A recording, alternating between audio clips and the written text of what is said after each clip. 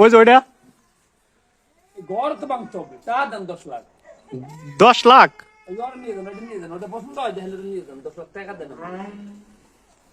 এ তো ভালো কাজ করেন না, এই যে সরকারি মিটার ভেঙে ফেলাইছেন আপনি তো পুলিশ। আমি তো সরকার, সরকারি নাই বাংলাদেশ সরকার, সরকারি তো আমি, সরকারি তো আমার, সরকারি তো আমি। 20 লাখ টাকা দেন, ওটা নিয়ে যান, ওটা আর একটা আছে, 20 লাখ টাকা দেন।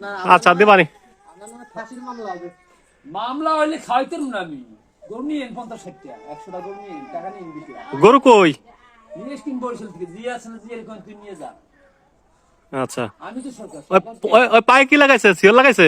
সেল লাগছে মা বাবা, মাটা উচিত 10-12টা, এই সেল লাগছে মা বাবা। কামটা করছেন কি আপনি? আমি আপনার 50 লাখ টাকা নিস না, আসলে বুড়ে গরু নিস কি? আচ্ছা টাকা দেবো ঠিক আছে, কিন্তু আর এই যে এইভাবে মিটার, একটর নিয়ে যান, ওই করে আর দুটো ছয় দুটো নিয়ে যান, ওই করে আছে 3-4 দাও। এইভাবে আর এই যে মিটার ক্ষতি করেন না, ওটা কিন্তু কারেন্ট আছে।